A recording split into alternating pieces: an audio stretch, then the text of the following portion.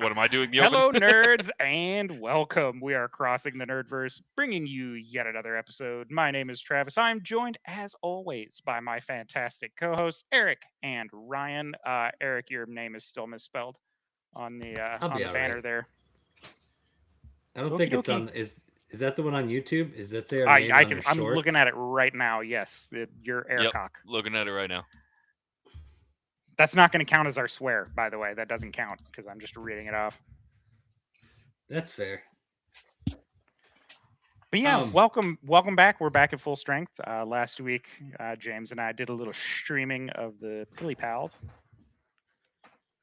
which was fun. Pokemon knockoff. Yeah, it was an interesting little It's break. not even a I Pokemon dig it. knockoff. It was I know. I'm just messing. dope game.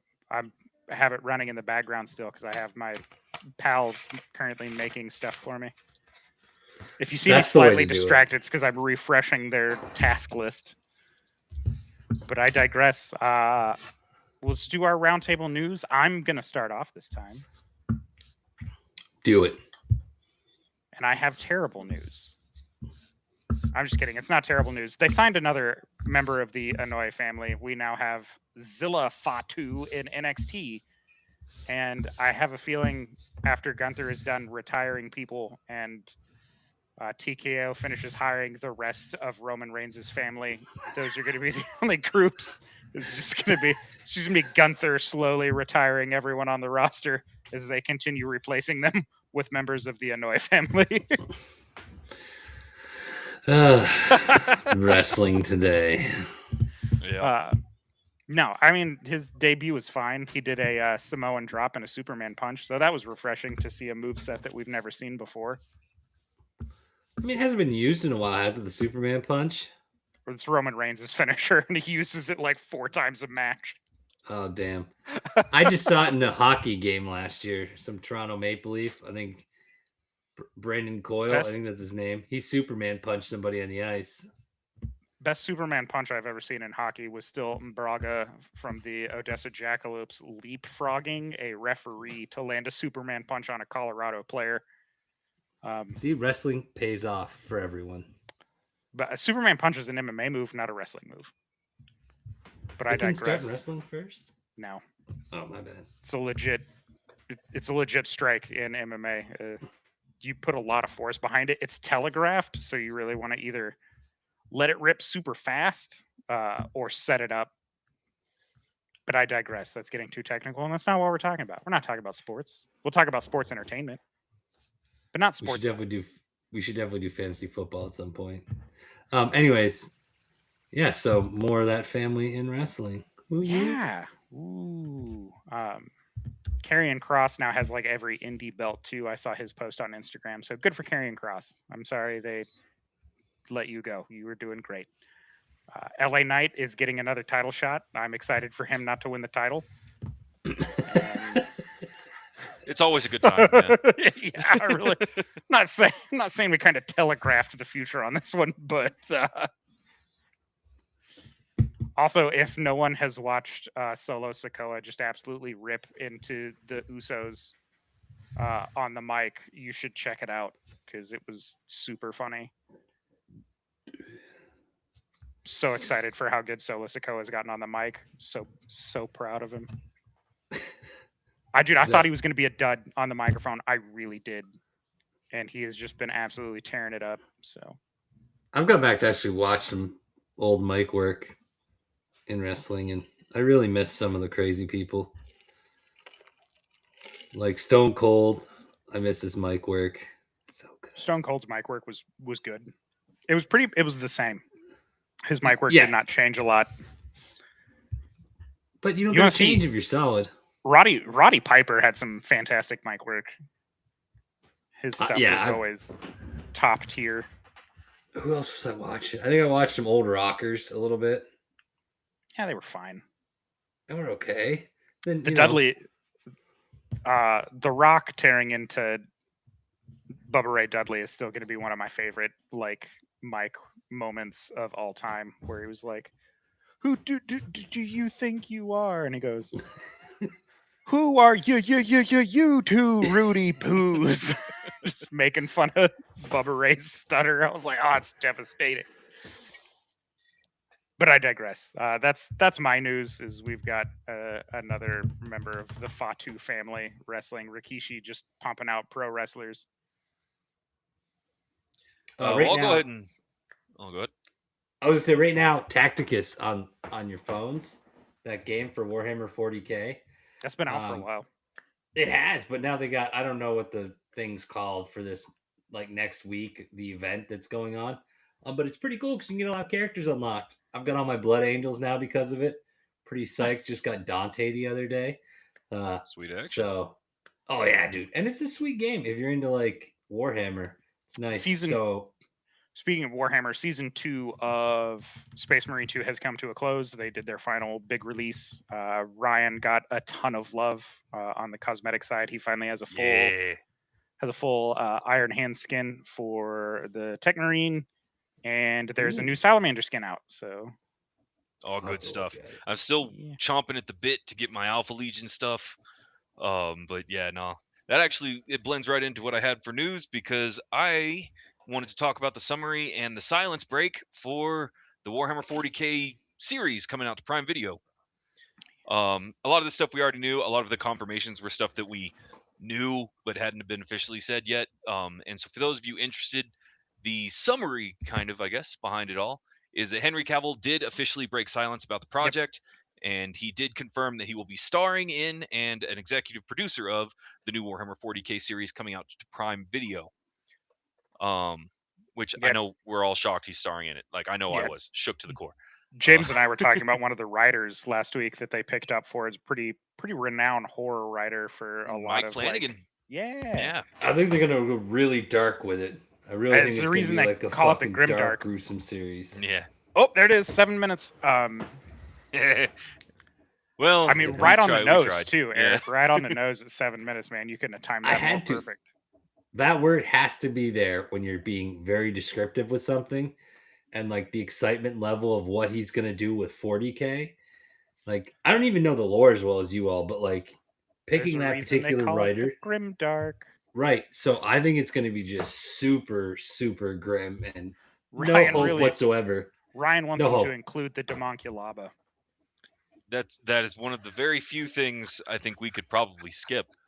I just want to know how they're going to do it. That's his favorite piece of lore. I want to see how they're going to do it with no hope. Like, how are they going to show that though?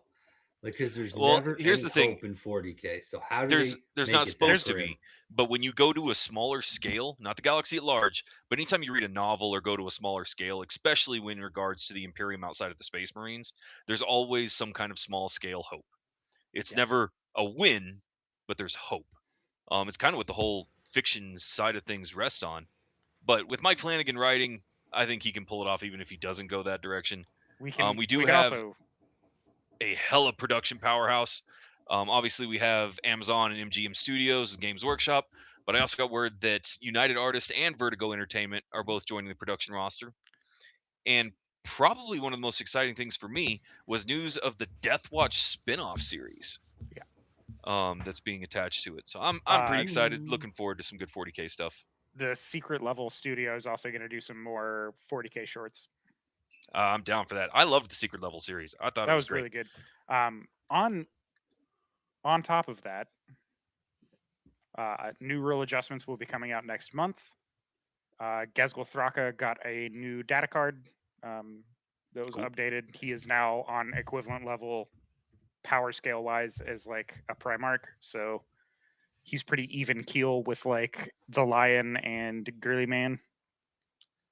But speaking of Amazon, last little announcement, the Reacher series season 4 has debuted on Amazon Prime. So if you have Amazon Prime, that show is ready for you to watch if you are a big fan of Jack Reacher like I am.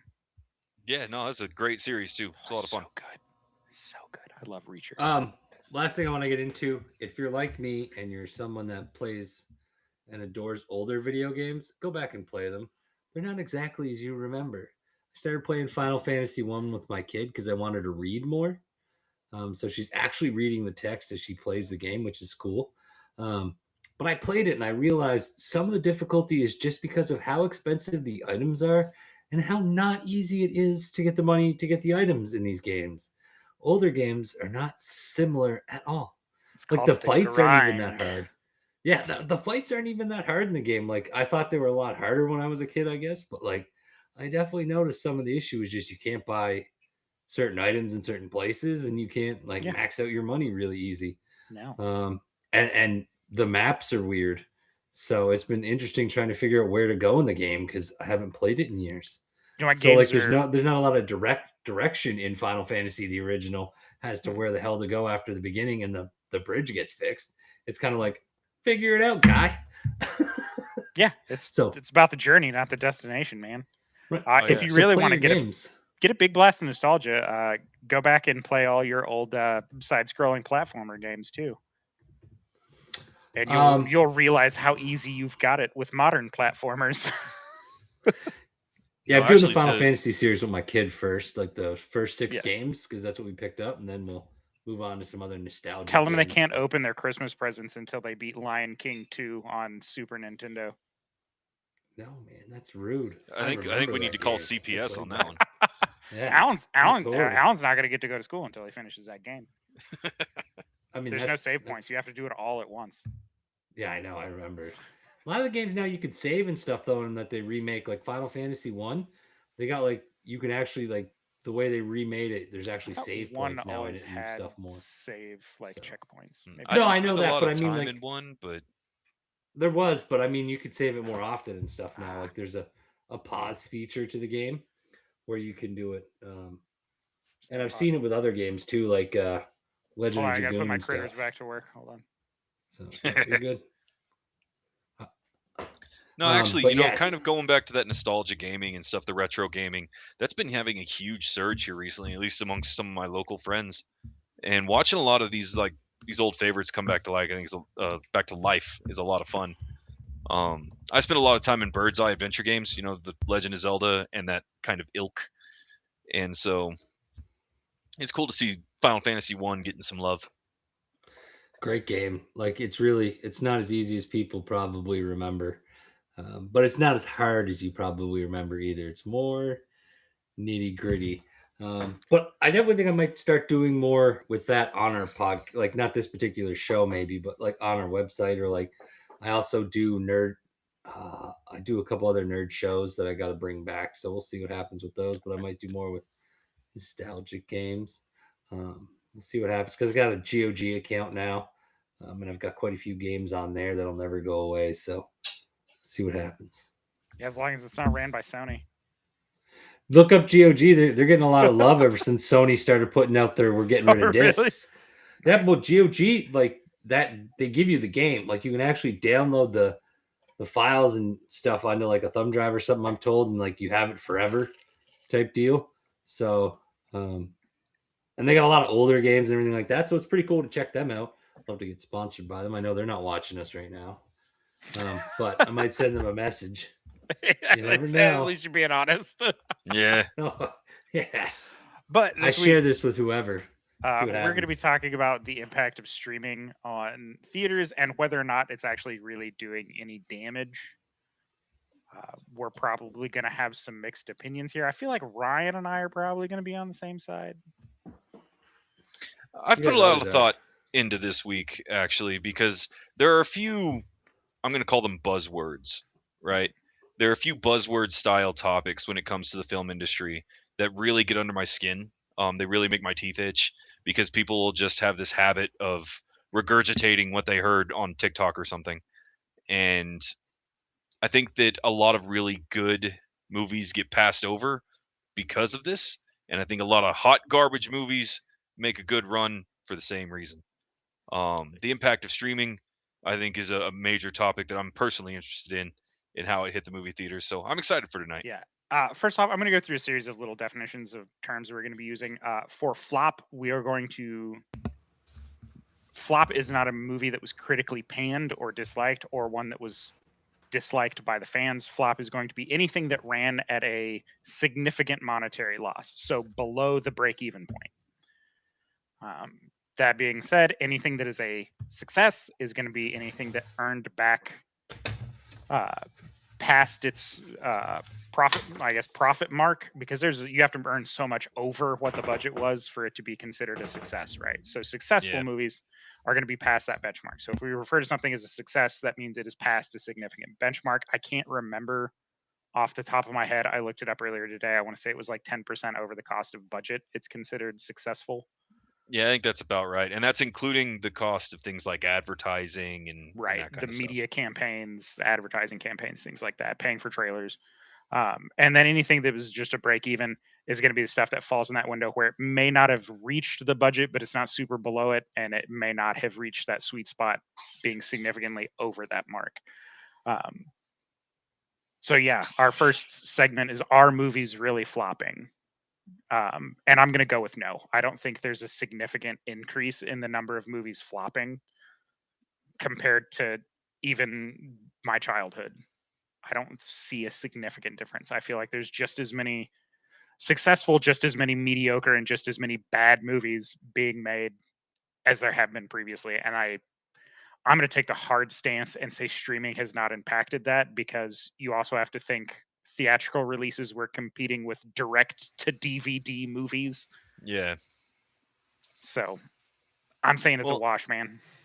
see, I think I'm of a similar opinion. I know when it comes to trying to measure success for a modern movie, right? Anything made after, like, let's say 2010, the metrics for how they judge a successful movie have continued to shift dramatically in the last 15 years or so. Because now it's not just, did a movie come out and then looking at its domestic box office, right? That used to be a really good metric to see how the movie did, up or down, and it was very clear cut numbers. Now, instead, they have numbers running up, trying to figure out how it functions as part of a subsidized marketing campaign for its eventual streaming release, and how they can profit more off of the movie's later release, and acting more like the theater is almost just a formality.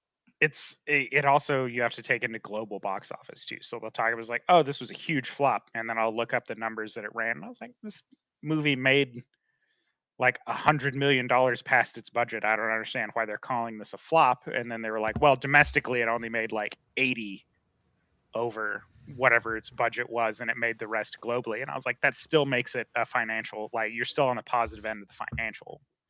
So Right? It's everybody in the has to black. remember, though, it's the same thing with anything that used to get done.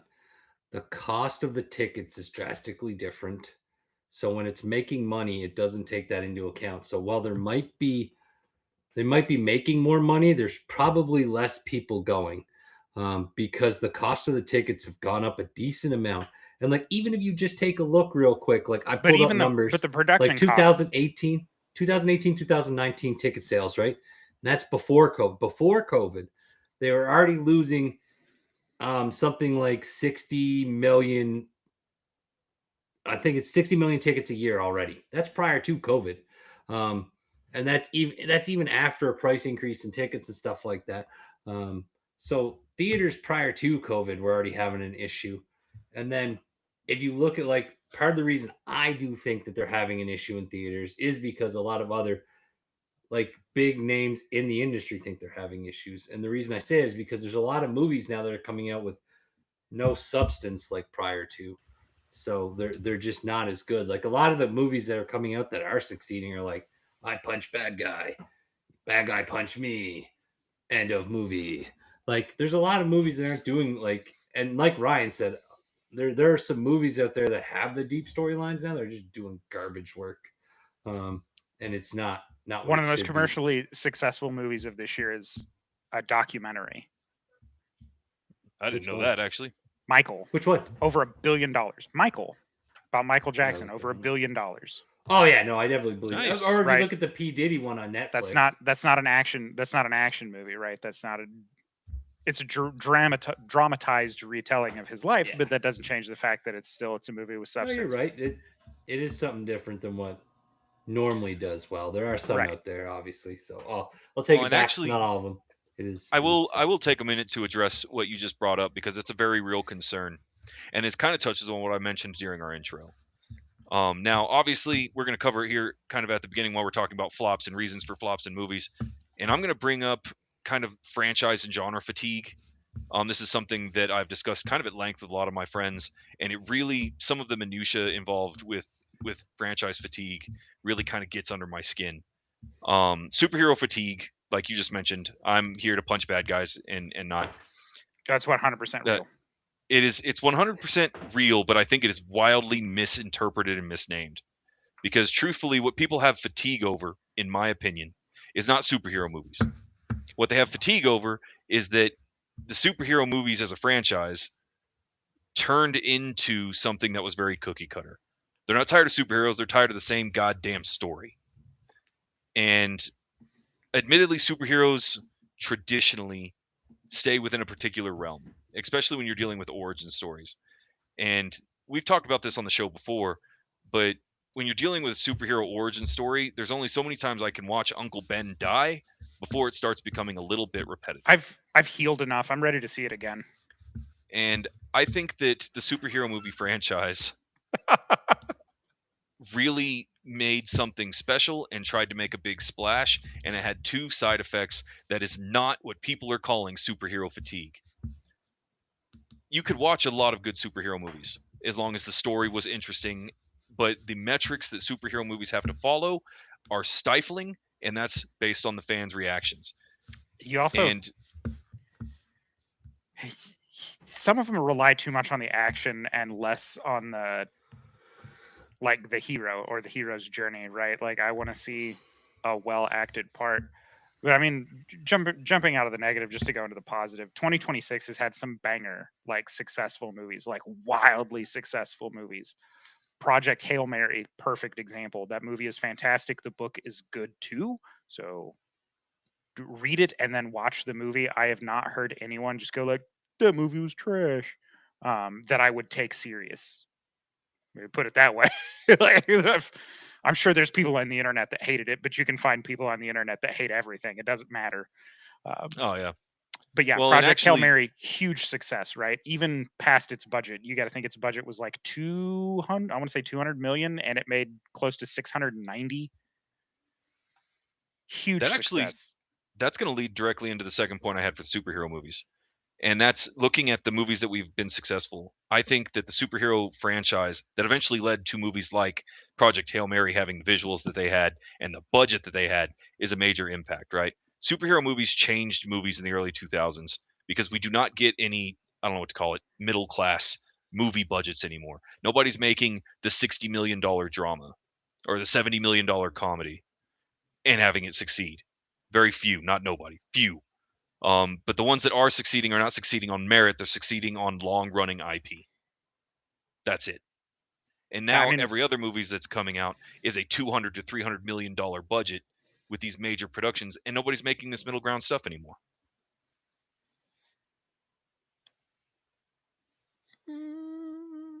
That's my take on it. Like, I mean, you look at the comedy movies that have succeeded here recently, or the ones that people are actually excited about. Before the show, we were talking, and that's Super Troopers 3. Now, it is no secret here on the show that I'm not a big fan of that particular franchise. God, it's so It's wonderfully absolutely dumb. terrible. There's no gut So dialogue. There's no wonderfully story. I hate that It's movie not so supposed much. to. It's not supposed to. It's Um, supposed to be stupid. and it runs on people getting their identity from liking that franchise, not from any merits that's good about the movie. The movie's great. The comedy in it's it, fantastic for what it chugging- is. It's supposed to be yeah. stupid. chugging It's maple supposed syrup. to be dumb, right? But And it never one thing- pretends to be anything besides a really stupid movie, which is some of the things I respect. It's one of the reasons why I like the Expendable movies so much. They don't pretend to be anything other than just a cheesy 80s style action movie, and I respect that. Well, and I Right? think I'm that not there's getting a highbrowed on anything with the Expendables part of it- or Super everybody- Troopers. Everybody's got to remember one particular thing too in regards to superhero movies and movie fatigue. It hasn't. If it's a good movie, it still works. That's why I hate superhero fatigue, because if you look at Spider-Man, Spider-Man is a great story along with great visuals. I haven't seen all of the new one. I've read some of the story stuff online, of course, because I cheat. I want to know a little bit. But if there was superhero fatigue for real that was destroying our theater market, Spider-Man would have crashed and burned. Supergirl hasn't done great, I've heard, which I'm not really It didn't surprised by. It's Yeah, in that it's middle, DC, so like whatever. middle area.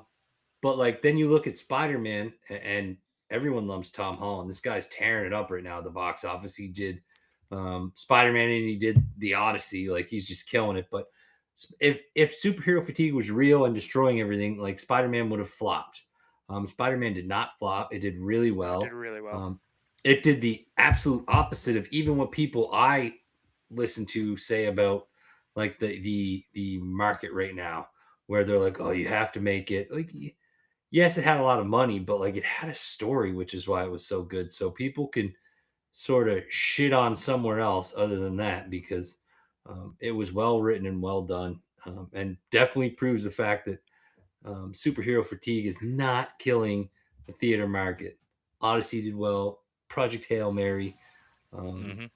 things of that Well, and nature. actually, both of those movies are really Odyssey good was pretty good. examples because, frankly, Odyssey, right? Odyssey was a fantastic movie. I haven't got to see Spider-Man or Supergirl yet, but I did go see Odyssey, and I loved it. I thought that was a great run. There are very few movies, in my opinion, that can hold a 3-hour timer and not have it feel like a slog.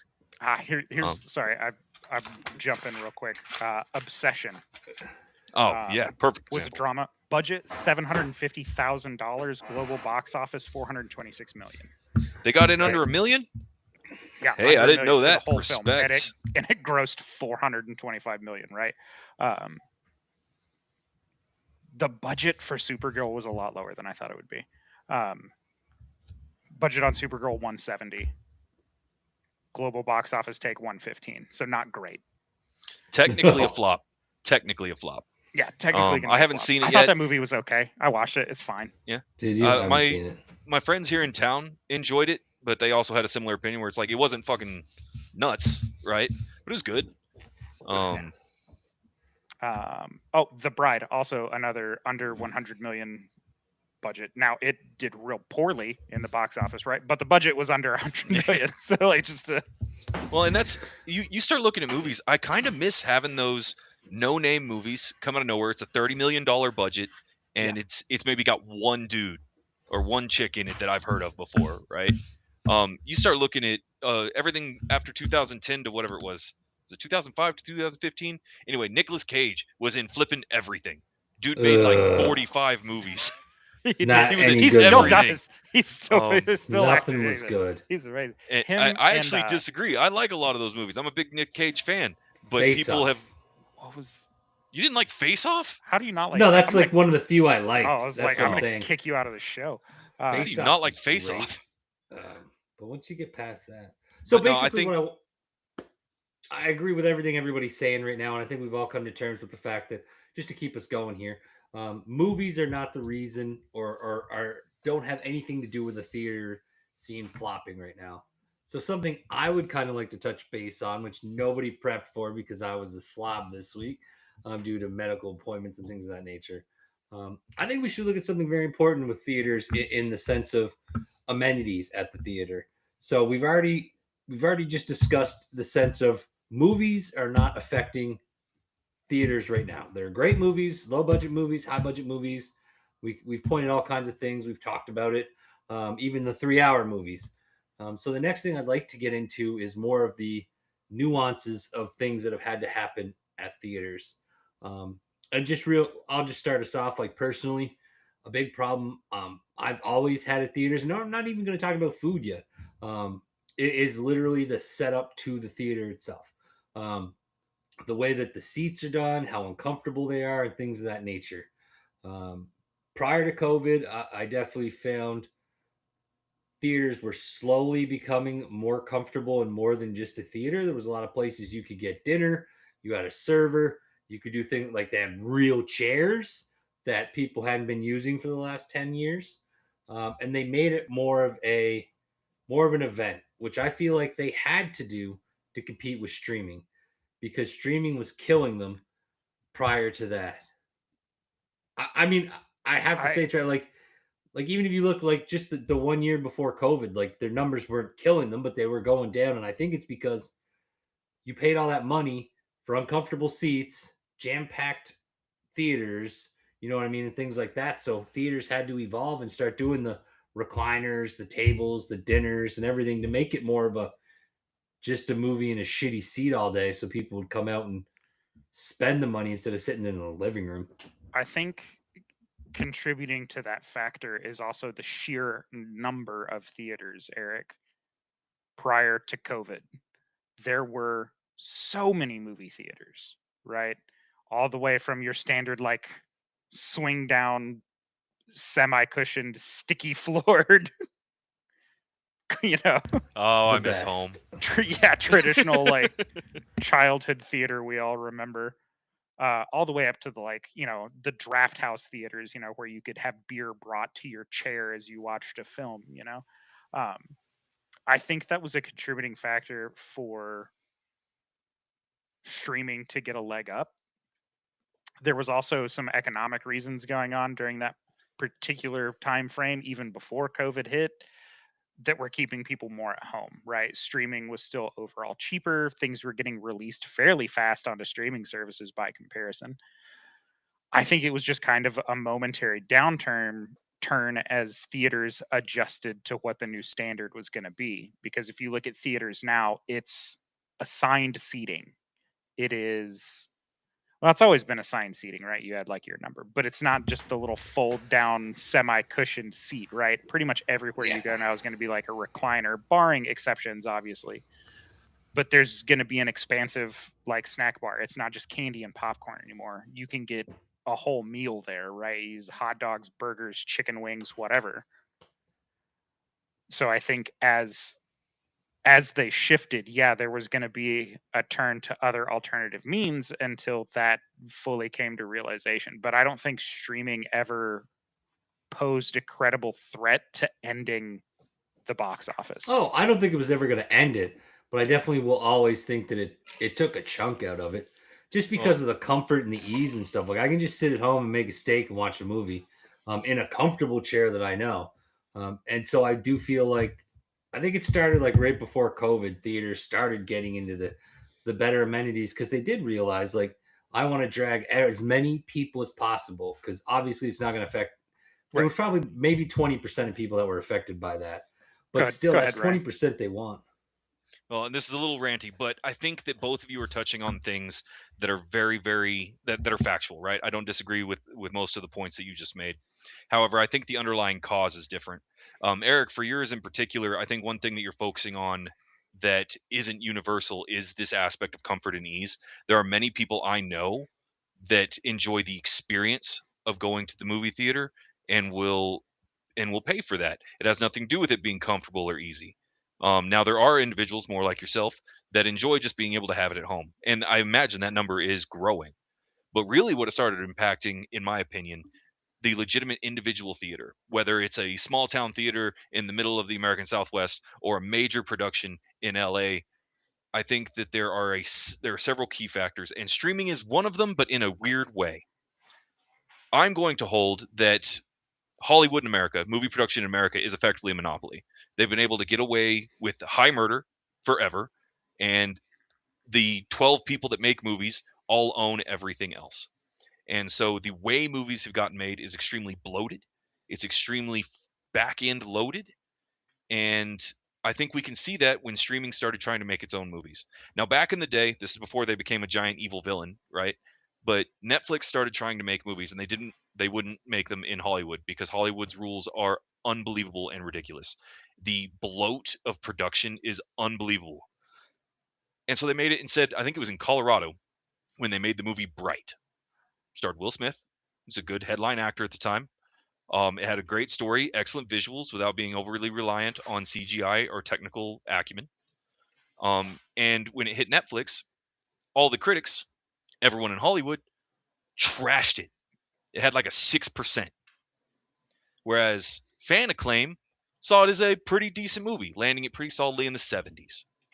That didn't stop people from trashing it online because that's what Hollywood told them to say. Now, when you look at, well, how does Hollywood starting to affect that, and how has that changed in the last? I think Bright came out in what, 2010, something around there. So in the last 15 years, 16 years, how has that changed? It hasn't. It hasn't changed at all. We just saw a major deep dive in movie production that came from Mark Fishbach when he made the Iron Lung movie. Everything he ran into in Hollywood was just stonewalls and stonewalls because they didn't want some YouTuber making a movie. And this is coming to lead up to your point right before COVID, right? I don't know how many people actually talk about this, but right before COVID hit, we saw unbelievable contests in record labor disputes for writer and actor protections all the way through Hollywood. There were so many strikes, writer strikes and actor strikes going on left and right, that movie production ground to a halt. And TV production got real weird. Yeah, it did. And so you take The in writers' strike at some of the craziest TV shows. Oh yeah, It was so good. Oh Oh. God, you should have seen wrestling at the time. They were just throwing stuff, hoping anything would stick. I was like, Oh this yeah. is exciting for me. Like, So you take those three details: unprecedented labor protections and pushing back against the overlords in Hollywood, oppression by a monopoly of Hollywood on any other ways to make movies, and the constant evolution and escalation of visuals and special effects requiring more and more expensive materials and trained personnel, meant that your small town theater couldn't afford the movies. one of Hollywood was Ry- making a movie so expensive that the theater couldn't afford to show it. one of Ryan's favorite movies was actually at the peak of that trend, or at the, I guess, at the crest, not the crest, but the start of that wave with Avatar. Avatar proved Avatar. that you can, in fact, spend enough money to make a critically successful movie. I know a lot of I'm people, not saying it including wasn't bad, you, right? yeah. Like, it's not a bad movie. It's actually a really good movie, but they dumped so much money into that. Oh yeah, it was an absolute money pit. It was crazy. Insane. Insane And they money filmed into it for that. IMAX and all of this grand spectacle. And again, this is coming off of the Marvel MCU introduction of grand spectacle in movies, right? And so When did the yeah, first Avatar get released? ooh, 08? 2009. 09, yeah. And so yeah, you're talking about a cascade failure of the movie making system that eventually impacted every movie theater in America and a lot abroad. And that has not changed. Iron Lung just came out last year, and it was wildly successful Mhm. in spite of having every metric of failure in Hollywood. You also have to take into account that streaming has filled the niche that the made for DVD and made for VHS movie left behind, right? When that stopped Absolutely being a true. thing. DVD sales are at an all-time low than they've ever been, right? That is Because you can fact. find stuff on streaming services now. You can rent it off Amazon for $2, right? That's what people are doing now instead of having physical copies for stuff that they're renting. So I mean, I don't think long term that was going to be a thing that overdid it. But again, in the same way that occasionally a made for DVD or made for VHS or even a made for TV movie Made for would TV be movies. absolutely amazing. Lonesome Dove is the perfect example of a critically successful and like fan successful made for TV movie. I saw Eric shaking and said, "Did you not like Lonesome Dove?" It was all right. I didn't think it was like. Yeah, it was all right. I'm gonna buy a ticket to Canada to fight you. Don't do it, man. It's expensive, and the border's getting tricky. Just did it. Worth it. Border is Worth getting it. tricky. Whatever. Worth it. Dare you trash on Lonesome Dove? I'm not saying, like I said, I'm not saying that streaming was ever going to destroy it. It just, I think it's a good thing because it made theaters have to do more. And it just took a chunk, so they had to do something and figure it out. So I think we can thank streaming for certain things like improvements in theater, stuff like that. But it is going to be curious because with inflation and adjustment and stuff like that, there are less people going to theaters nowadays. Like when you do the inflation, you do actual tickets to tickets, not money to money, tickets to tickets. Like it is down a decent amount because theaters have to figure out a way, like especially food. I don't think streaming has any impact on that. Maybe a little. Like I'm not going to say any, right? Because you're right. There are a lot of people that would rather just that would just wait another, whatever 6 months and watch it at home. I think that more impressive than that is how expensive it has become. And I don't blame streaming for this. I blame Hollywood for this, along with general inflation, right? I remember how much crazy chaos it caused in my hometown, which I used to be an assistant manager at the movie theater in my hometown. And we had to raise our ticket prices to $1.50. $1.50 for a ticket. And people were pissed. Now, I don't think that streaming is going to shut down the theaters nearly as much as how unbelievably expensive. Not only has it gotten at the theaters, but as it's gotten for theaters to do things, right? To get pick up the movies to run it, to get the snacks to come in. 70%. Actually, they're making theaters make all of their money off selling you food because it's just Yeah. wildly marked up, right? They buy it from like a super cheap bulk vendor, and then it's marked up like probably. I'm gonna give it a guesstimation of like 140%. Like it's a Oh, at massive markup least. because you can't bring your own food into the theater, right? And like I get it. Like I hate it, but like I get it. It's the only place Well, you can get the food. They're gonna charge you a lot for the food. But here's the like end of the day. You're absolutely right with your numbers a minute ago. The reason that they have to charge that much for their food is because the production companies are taking 70% of this ticket sales.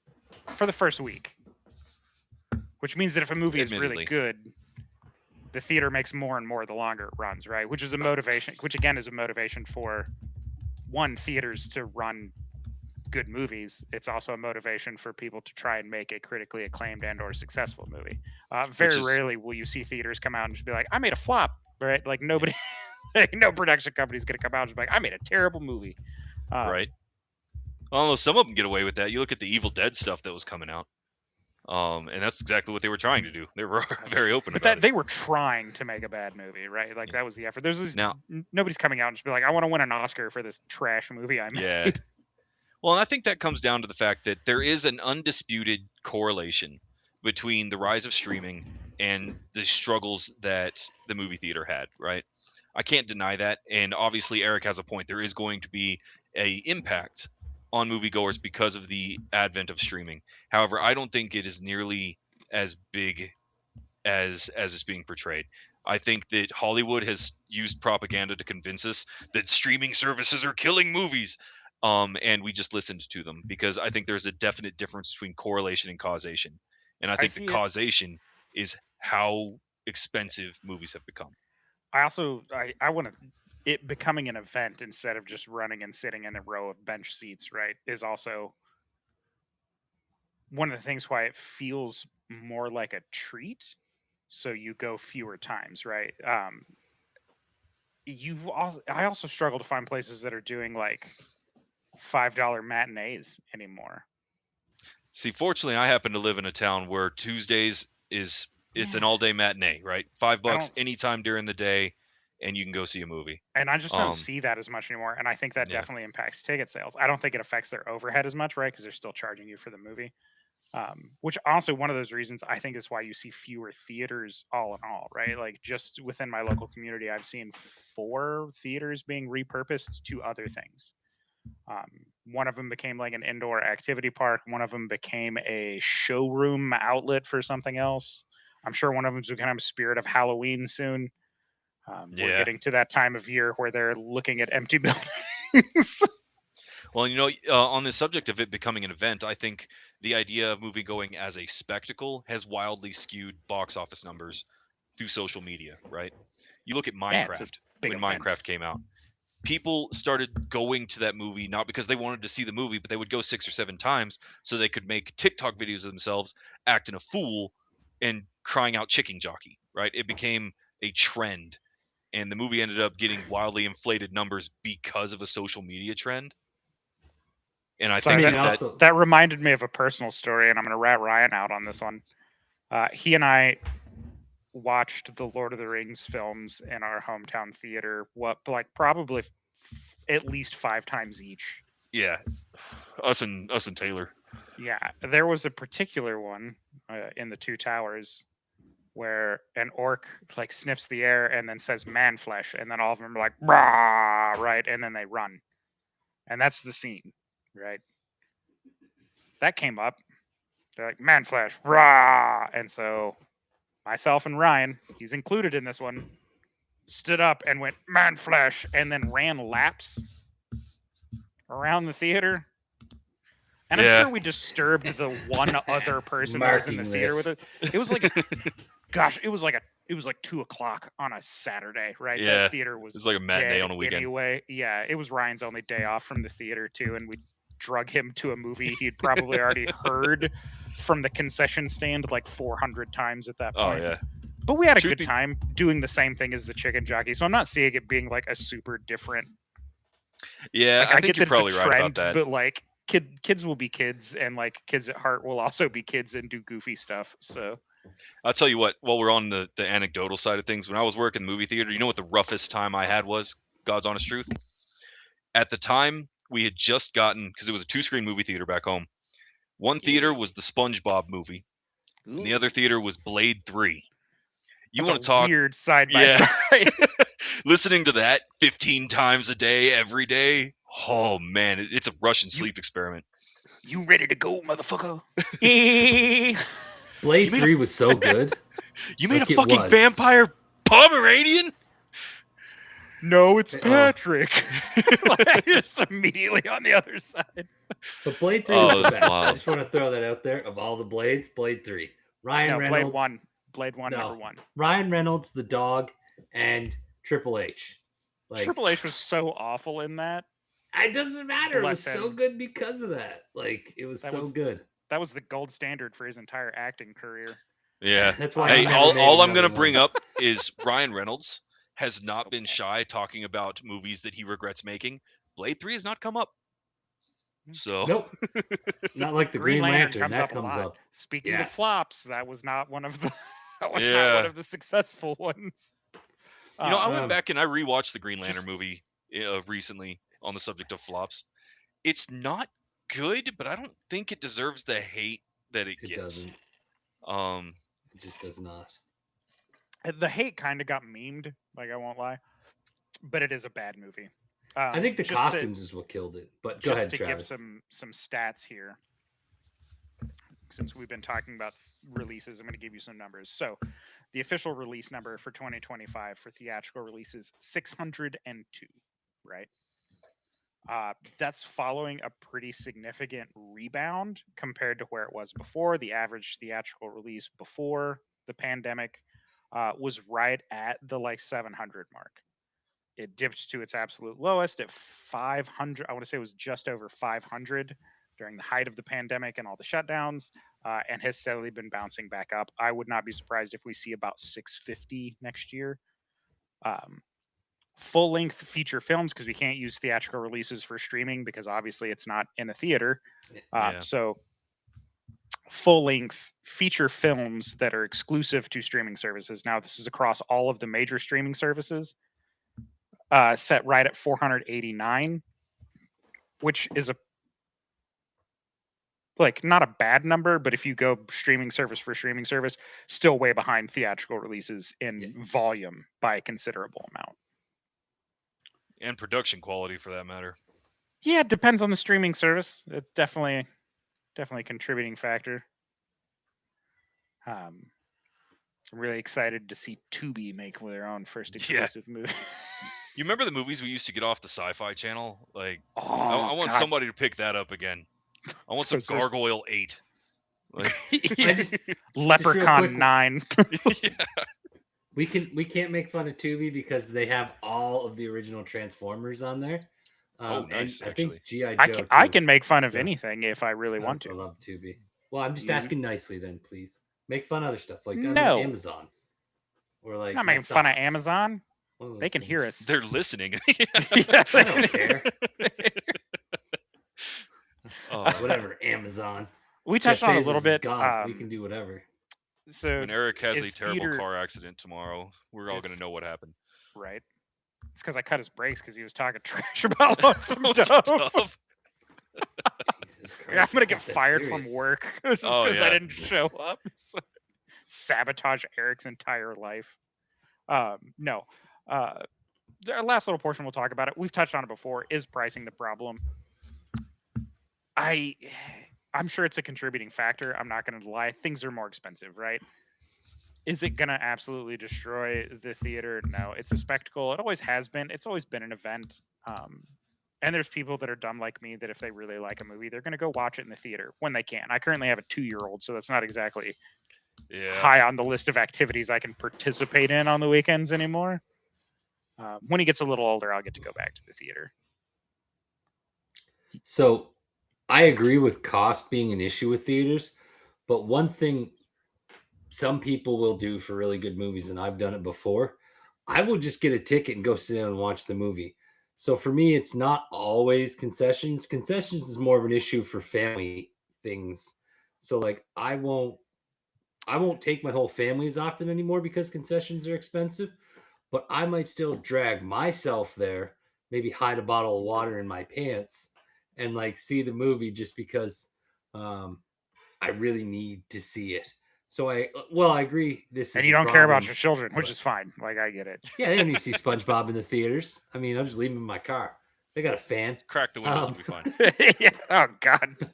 I see so many people around here. They just crack the windows and put a fan on them. It'll be all right. Anyways, It's terrible. um, I hope people but aren't actually doing that, Eric. That is Yeah. terrifying. Which is just oh, dude, you should don't see. we don't Cape endorse Breton's a this special around place. here. Yeah, I No. 100% don't endorse that. Do not leave your I don't children in the either. car. No, I'll break your window. Anyways, so, but I do think like cost is also a factor, but like you said, I don't think it's a huge one.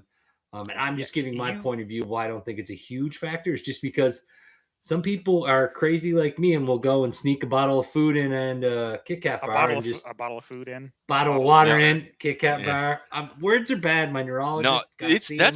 that's not a lie though. Back when I was, and this was 2000 when I was doing theater stuff, people would sneak in the weirdest shit. There was like people that would bring in whole briskets and like just random shit to the movie theater all the time. Have you seen the clip of Family Guy where Adam West is in the theater and he was like, "Would you like some of my corn?" And like they reach into the bag and it comes up and their hands dripping and he was like, "It's creamed. I brought it from home." Good grief. It's just a bag of creamed corn. I keep But my no, unregistered kids under the stairs so I can leave anytime. No, I get it. They're home, but they're safe, hey. right? They're not going to Yeah. overheat in the car that way. And it's good to see you survive. Glad to see you in stream. But yeah, you can skip the concession stand and save a lot of money. You can even take your kids and skip the concession stand. I know because my dad took me to the movies occasionally, and I did not get to have anything from the concession stand. And If I did, I had to split it with my sister. And if I did split it with my sister, she always ended up with more than me, even if I ate all of it. And if you look, ticket prices themselves are not astronomical for movies. Like if you compare how much ticket prices have gone on to compare just the price of a Reese's bar before the fucking COVID, like ticket prices for movies aren't Did you crazy just call it still. Reese's instead of Reese's? Yeah, okay, man. Neurology. There's a second reason I'm coming to Canada now. But, actually, like, Eric, that's a very fair point. When you look at ticket prices on average across America, you're looking between what, Even 9 Canada. and $11. Yeah, it was 2019 average ticket price was $9.16. Average ticket cost for 2025. Again, I'm using 2025 stats. Yeah, we're not out of 2026 yet. Right? We haven't finished 2026. $11.50, which is not like it's a jump. That's right? amazing. Like it's a $2 jump, but that is not an astronomical jump. Concession I don't even call that a jump, is really really. where stuff. So concession prices year over year, 3 to 5% every year. Every year. No, I think it is climbing significantly faster than ticket prices are, which is why I'm saying it's cold in theaters and you should wear a big puffy jacket. And if there happen to be snacks inside that jacket to help insulate your body, put it so in be your it. pants. Yeah. Truth be told, I feel for these theaters. I really do when it comes to the concession stuff because they're keeping ticket prices as reasonable as they really can, while still having to pay a 70% cut to the box office. Yeah. And like, not for nothing, I want my local theater to stay open. I get, like I said, I get it, but at the same time, like I know for a fact they're buying, like especially these theaters now, because all of them are belong to like theater groups where it's like AMC, it's Cinemark, I forget the other one. They're all owned by the same three dudes. Like I only know those two, Cinemark or Cinemax or whatever. So we have Allen here. Yeah, Allen. That was one of the other ones I was Allen trying to remember. Theaters. And so I know for a fact they're buying in bulk, and that bulk is barked up like 140% by the time it gets to me. Because like I can go to the gas station and pick up a packet of Starbursts, and it's like $3, and then I walk into a theater, and that $3 packet of Starburst that has 4 extra ones in it because it's the king size is $13. Yeah, I'm a little perturbed. I still do end up a lot of times getting a Coke and popcorn because that's part of the experience for me, right? Like I want to leave with a stomach ache because I ate a whole bunch of really greasy, oily popcorn. Yep. No, I I mean, absolutely agree. This is kind of like going to Fenway, right? Like, there's nothing better so than good. hitting You the have to field get and it. getting a warm beer and a cold hot dog. Like, That is not true. Okay, that is not true. The hot dog is not cold. It's the exact same temperature as your beer. They're the same. I've been to enough ballparks to know that temperature difference is probably 1 to 2 degrees. However but no, hot your hot dog is when it comes off that roller, it Oh, so equates to good. the temperature of your beer by the time you make it back to your seat. no, but I that's a got to give it to fact, right? Fenway real quick. Fenway actually isn't bad. Like the way they've remodeled and stuff. Like I was very in and out quick for drinks and food, and then into my seat wasn't as bad as I thought it was going to be. Wasn't as quick as a hockey game. Go Eagles! Not Good, football, hockey. good point from Survivor. Regal was another one I was trying to think of. So like Yeah. Oh Cinemark, yeah. Regal, Allen, um, those big chains are now owning, which I think they've always been kind of the semi-corporate overlord for every theater, if I remember Yeah. correctly. Because I remember seeing the weird advertisements for the beginning of Allen Theaters in Artesia when that one was up and running. No, that's a fact. Like, especially Regal. Regal, I think, is one of those that set up early and really holds their ground. So But I digress. But yeah, you look at concession prices for the movie theater. One thing I can't really contest as much as I would like to defend them is comparing their concession prices to other major event concession prices. Right, it's like so much higher in the theater it's than it so is. Yeah. much higher in the theater, It's and stupid. for being one of the consumers, that sucks for me, right? Like I would much rather have it be cheaper for me to get the Coke and the popcorn because I'm with Travis. If I hit the theater, I love being able to grab at least a soda, right? Like just having the soda right there, I think is part of the deal. And I frequently do exactly that, where I'll get my ticket and my soda and go. But the one trick they've used since the '80s that still gets me is whenever they have the group thing where it's like, hey, you can spend $10 on your soda, or you can spend $11 and get a soda and a small popcorn, and then you can upgrade that small popcorn to a medium for like one more dollar. You got one more dollar, right? Like, Yeah, and the next thing you know, you've refinanced your home, but you have every exactly. piece of candy in that thing. It was Well, and only a like I want to dollar be. more. I want to be like able to Eric sell said, my organs. That's what I'm yeah. going for now. Like a kidney, like I can put it on loan. Like if I die tomorrow, like Walmart gets my kidney. That's where we need to get to as a society. I Selling can futures on your guarantee organs. one of my organs for futures on Just a, on some groceries for 6 months. it's just a Like I don't know. freezer Like bin full of stuff you need for transplant. Right. yeah, like they could That just how get it when I dystopian. die. But I want yeah, to so end I the mean show though because I have something to end on. So let me know when everybody's done. I I got think the that just ultimate covered our question. yeah, third that segment. was We the are last coming of up it on the because we already hour. talked about the amenities at the beginning with like the Yeah. recliners, and honestly, one of the things I really do like is being able to get a cocktail at a theater. Oh yeah. That's been such an improvement for me on a lot of stuff because I'm like, even if this movie's bad, I'm having $8 margaritas. Fair Theaters enough. got smart, Yeah, man. I'm not gonna get my money back, but I am gonna get bombed. Might pee in the seat. I'll make it up. So since, Gross. As the So guy that used to have to gross. clean that shit up, fuck you. So gross. I intentionally sprinkle popcorn on the ground because I know somebody has to come by and sweep it up. I don't actually do that in case anybody's actually taking me serious on that. There's no way I would. I feel gross when there are people who are like, just leave your popcorn bag at the chair, and I'm like, there has to be a bin I can. And so like I'm just sadly carrying my like empty bag I of always popcorn carry until it. I come across a trash can. The only time I don't clean up after myself in like theaters or sports thing is if something spills. If my popcorn spills like half the bag or so, I'm not cleaning that shit up. But I'll throw the popcorn bag out when I'm done.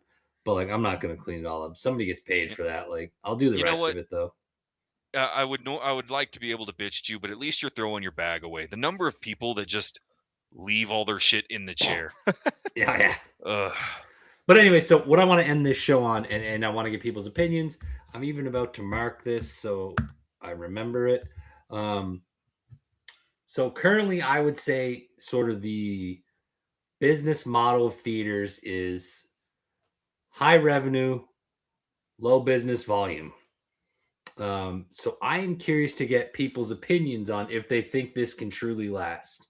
Like if they can really keep up with this high revenue, but substantially lower volume of customers. Like as much as they're getting their ticket money, there's a lot less people going. And I want to hear from people and just kind of get your opinion on it. Are they going to have to fix prices at some point to start getting more people? Or are they going to be able to just keep increasing profits and increasing the cost of everything, but getting those fewer and fewer seats filled every movie? Good, Chaps. I see you. First off, there's fewer and fewer seats in theaters, right? So overall, Oh ticket yeah, I know sales, that too. right, Yeah. are limited per volume, right? Because you're not just stacking people in rows like you were previously. Sneezing Second, on I'm each going to other. counter. Yeah, I'm going to counter that with yes and no. This is a two-sided thing. Do I think suddenly ticket prices are going to drop to draw more people in? Absolutely not. What I am foreseeing things happening is specials and deals are going to start making a comeback. You're going to start seeing more of those $5 matinees like Ryan was talking about. You're going to start seeing more of the special prices during off hours. And all that's going to do is shore up numbers, because not everyone who walks through the door is going to stop at the concession stand. But if you're running a $5 matinee on a movie that's been out for a while, specifically so they're getting a higher percentage back from that ticket sale, right? Because you very rarely see debut movies at a matinee for a discounted price, right?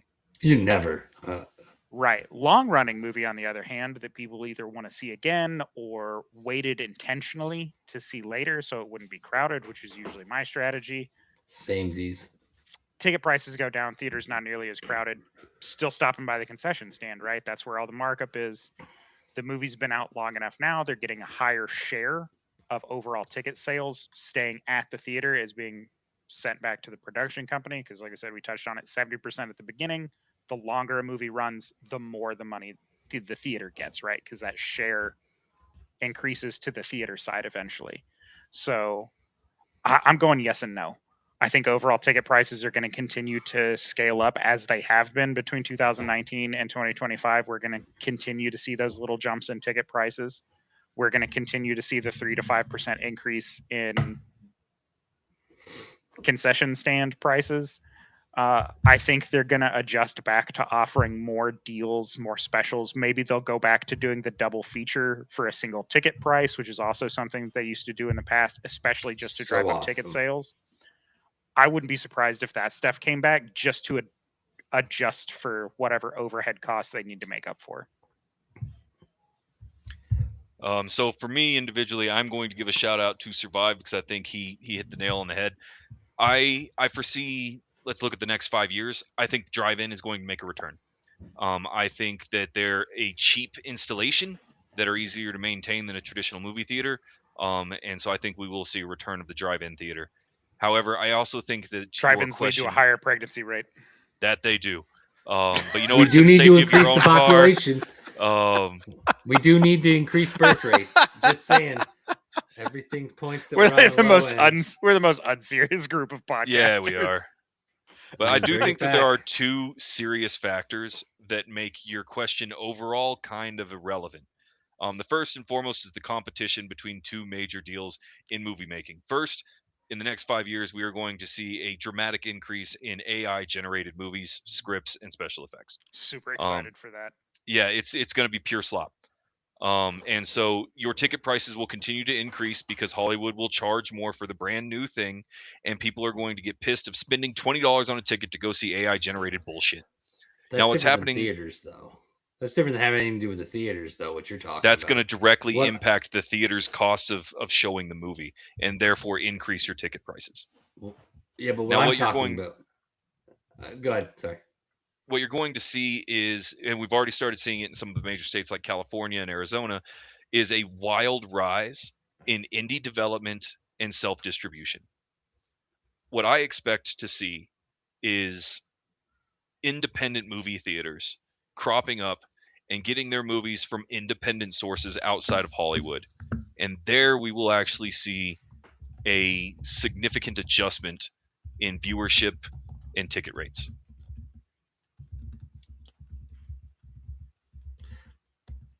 I don't think AI movies are going to affect it too much. I feel like they'll just put out more. I don't think it's going to do anything crazy to the market, like in regards to like the We're current. gonna have an additional 600 terrible movies instead of the Yeah, it's 400 like I terrible don't think movies. it's going to affect the their current business structure of like high revenue, low volume. Like I just the only thing I see personally is they're gonna have to do something with concessions. Is what I see happening. At some point, something's gonna have to happen with it because your ticket prices aren't that bad. I think they'll run more deals. Like Family of Four can get all their stuff for like $60 instead of 100 or something. Like maybe they'll do something like that. The matinee thing's a great idea. I think that Travis saying, but I do want to hear from other people because um, I am curious as to I just can't see them continuing like this. Fewer and fewer people going to see movies, and the cost being more and more. Like it can't keep up. It's just not something that's sustainable, especially for an industry like theaters. You need people. Um, I just definitely don't think they'll do anything to ticket prices. I think ticket prices are great. I have no issue paying $13, $14, or whatever I pay locally to see a movie. I think that's a great price. I think concessions is the only thing that kills them. So they're going to have to find a way to fix it. That's what I think. Maybe it's cold in that theater. Yeah. Again, just make sure everybody. And you got a big puffy jacket. I'm just saying. Yeah, we marked it, so I'll be good to actually put this out. Everyone to hear Ryan's opinions, Travis's mine, but give us yours. We really want it on this. I want to try to start ending with questions so that get people more involved. I think it's fun. But with that, we're going to bring this episode to a close. We're running a little long. We're trying to stay right at that hour mark these days. So yeah, find us wherever you get your podcast from. Check out our website. Make sure you swing by the merch store if you feel so inclined. We still have hats and shirts and whatnots. I think we're ready for another redesign. Nope, you're gonna have to save it for next week, Eric. We're doing the. I'm not doing any more redesigns ever. That's our logo from now on. We found it. Everybody loves it. It's we're happy with it. I was just gonna say I made a polo that I'm gonna wear every Thursday once I get it in. So I'm gonna look. Fat. You could have kept that to yourself. I don't want to. I want everybody to know my business in life. I bought new socks today. No, Eric, it's done. We're bringing it to a close. New socks. Eric. Eric, that's enough. All right, your brake lines are already getting cut. Don't make it worse for yourself. It's a Ford. They're already cut. Painfully awkward outro aside, thank you everybody for tuning in. We really appreciate it. Give us a like, give us a follow, and check out the merch store. Get Eric to shut up. Good night. Goodbye. Find us wherever you get your podcast from. We'll catch you next time. Thanks for joining us. See y'all. It's nice to say goodbye.